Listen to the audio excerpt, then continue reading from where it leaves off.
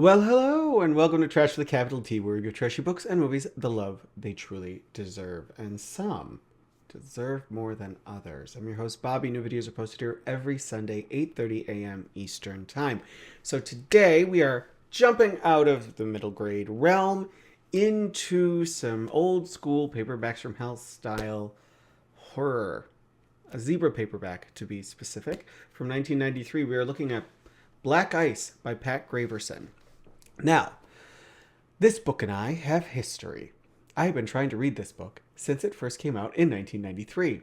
I actually bought a copy, not this copy, on vacation. I found it on a paperback rack in a gift shop at the hotel we were staying at, and I wanted something to read, and little 9-year-old me saw this cover, because that is a great cover, saw this cover and thought, gotta read this. So I started reading it slowly, because I was 9. And then suddenly it went missing. And I was told that it had gotten wet or something had happened to it and they had to throw it out. What I think happened is my mother, being a responsible parent, took one look at this and thought my child is not reading this and tossed it.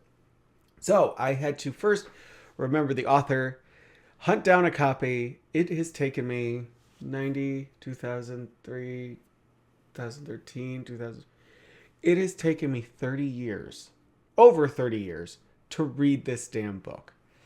And then the question really is, was it worth the 30-year wait? No. No, it was not. And I did not have any illusions that this was going to be some grand horror novel. It's a zebra paperback. Some of them can actually be quite good, but the majority of them are fairly mediocre, and this one is fairly mediocre. Actually, I'm going to be honest, this is probably one of the weaker ones I've read. I can't comment on Pat Graverson as a writer for all of the books that they've done, but for this one specifically, it is very obvious that there was not a clear idea of what the plot was going to be. Really needed an outline. The general plot, and we are going to get into spoilers in this. If you do want to read Black Ice, I would suggest hunting down a copy. Do not pay more than $10 for this book. A lot of copies, I've seen copies go for between $20 and $60. I did not pay that for this. I got this before. I've had this in my library for a little while. I got this before the Paperbacks from Hell boom hit vintage paperbacks. And I think I paid like $5. I would not recommend paying a lot of money unless you're a completionist. I can't tell you to drop cash on this. So the basic plot doesn't make sense. But we have Cassie, I think it's Cassie, is moving home with her son, Jess. She's young, single mother, doesn't know the father of her son, or he's not in the picture. She comes from a very unhappy household. Her father was abusive, but she has to move back because he just had a stroke. And she needs to take over his dry goods store and kind of get his affairs in order. When she comes back, she tries to get some semblance of a normal life. She starts working at the store. She meets a guy named Corey, who's 19 years old, probably a bad idea. And things seem like they're going well until one day Jess wanders onto the ice at this local lake and falls in and nearly dies. He ends up in a coma. And when he wakes up, he starts acting very odd. And all of this ties into a local legend that is connected to Cassie's family of her 3 aunts who had drowned in that same lake. If this sounds disjointed and kind of messy, it's because the plot is disjointed and kind of messy. The 3 girls have almost nothing to do. They show up, they're kind of creepy. There's a few scenes with Jess that are kind of effective, but overall they don't do much, or if they do anything, it's all off page. A couple people die, but we hear about it third hand. Nothing happens on the page.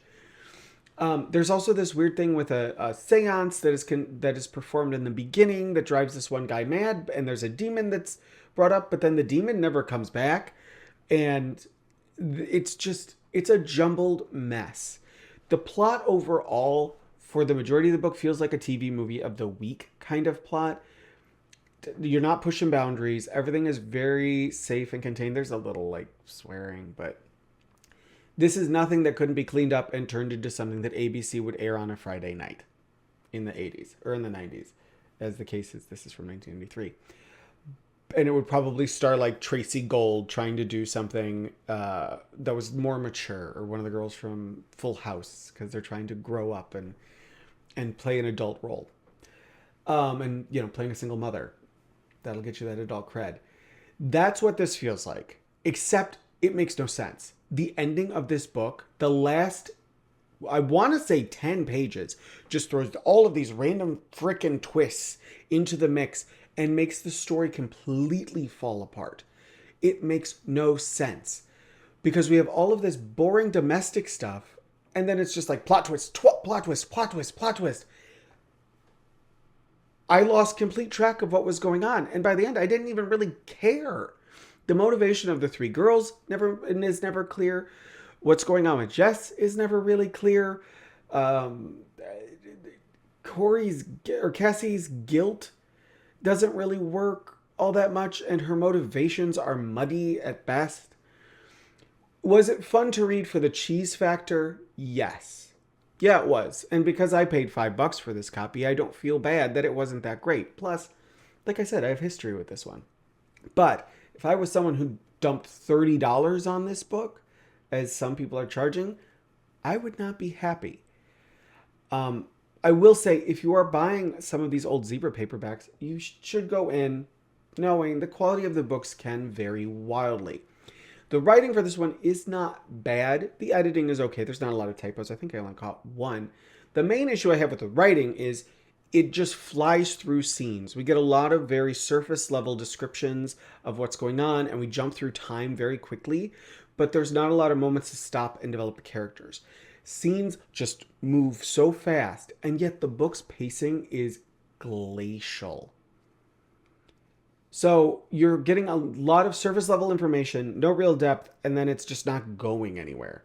So obviously, I'm not recommending this book. There's, and then you get to the end, and it throws in some real nastiness involving sexual assault and some other stuff like that. And I was just like, what is going on? What is happening? This is not really worth it. But I am glad I finished it. I'm glad I finally read this book, and I could just say, I read it. It's done. My history with this book is done. I can put it away on my shelf as a collector's item and never look at it again, because I'm not going to recommend this to anyone, because it is not good. Which is sad, because I have read some good paperbacks from Zebra from around this time. They had some good authors. I'm actually reading one right now. I'm going to put this one down. I just started this. I just got it. Active Love by Joe R. Lansdale. Now, this isn't a horror book. This is a crime thriller, and it is really dark, but the writing is really tight. So, Zebra does not mean... Does this mark it as a horror? No, it's just Zebra fiction. The Zebra does not mean the writing is bad. It just means that these books were pushed out quickly. They had some good writers. I love Ruby Jean Jensen. I've already done videos on her. I've talked about her. Her books are very fun to me. Her plotting is a little tighter. She has a better idea of what she's doing. Sometimes she writes to a template, but that's fine. And that's kind of what this book needed. It needed a focus. It needed a plot outline. It needed some idea of what it was supposed to be. There were a lot of elements in here that never came together. There were concepts that could have worked. The three girls in the lake, very creepy. The seance in the beginning and the demon. Okay, cool. That's something to move the story along. But they don't really do anything. And instead we just spend a lot of time with Cassie and her wrestling with her guilt over her history with her father. Which again, we just get random twists in that too. Where it turns out that he was like... she reveals halfway through the book that she just remembered that, oh yeah, he sexually abused me. What? Where did that come from? It was never there before. We knew he was abusive. But it was this whole other thing, and it's this big dramatic scene where she like is standing in front of him in a robe, and she drops the robe, and her son is there, and her son's like 9 years old, and it was like, what is going on? There was nothing in here that made sense. It was so fly by the seat of your pants that it didn't feel like it ever connected as a whole idea. Like no one went back and said, okay, how can we connect all this tissue together? We just have a lot of pieces. And because of that, the book is a complete mess. And it isn't really a so bad it's good mess. It's just kind of a dull mess. So, yeah, skip Black Eyes. Don't bother.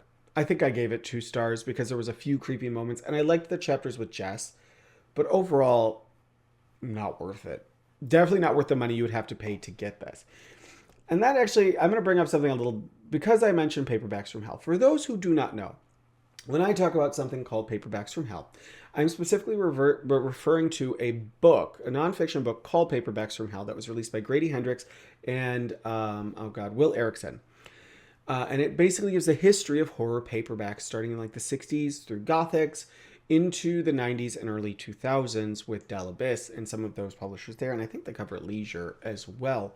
The Dorchester bring the Leisure brand back with Borders. When that book came out, it was this very comprehensive history. It had a lot of great cover art. It talked about a wide range of authors and books. Really, really made these books seem very exciting. And some of them are, do not get me wrong.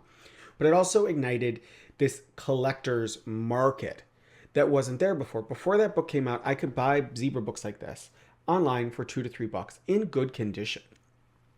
After that book came out, the prices shot through the roof. Some of those books were going for several $100s. I was never willing to spend several $100s for any of them because none of them are worth several $100s as far as reading copies go. Now, if you are a collector, that's a whole different story. Some of these books are exceptionally rare. I ran into that. It was for a book called The Resurrection of Candy Sterling. I ended up paying $100 for this book. I have it downstairs, and I showed it in a video before, but because there are so few copies of it available, I had to put alerts on several used book websites because no one had it. When it popped up, I had to grab it as quickly as possible because they don't exist.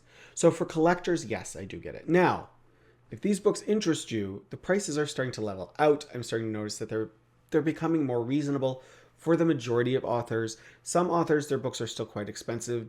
William W. Johnstone's books still run $80 to $100 for what they're claiming are good quality paperbacks.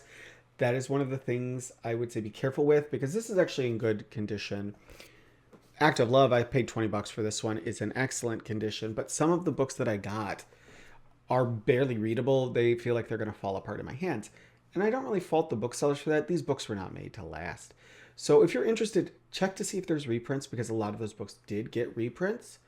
But I don't know. With this one, it's not really worth it unless you're a diehard collector. And I will actually do a video that goes more into what Paperbacks from Hell is and kind of that collector's market.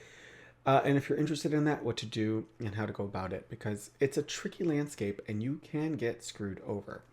So, wrapping up my review for Black Ice. I've already said it multiple times. Skip this one. I might read something else by Pat Graverson just to see if maybe this was just a one-off fluke that she rushed out and ended up getting a really freaking cool cover, because a lot of Zebra books were like that. But at the price of some of her books are going, and she does not have reprints. I have not seen any reprints for these books. I think it's a she. It might be a guy. I don't know. Pat's kind of a genderless name, so who knows? And probably with the name like Pat Graverson, I'm guessing a pen name, and I don't know who actually is the author. I didn't see anything online, so who knows? But I'd say skip it. Skip it. There are better Zebra books out there. There's Sleep Tight was really good by Matthew J. Costello. There's a couple really fun ones out there, and there's some great authors that worked with Zebra. I would say check those out before this one. I mean, Jack Ketchum's The Girl Next Door was printed by Zebra with a really weird cover for that book. But yeah. So if you liked what you saw, guys, give the video a like. And if you want to see more of my content, subscribe. I release new videos very regularly. I love scheduling in advance, so there's always something there for you to watch. Okay. So love what you love. Enjoy what you're reading and watching. And have an amazing morning, afternoon, or evening. And I will see you all in the next one. Bye, guys.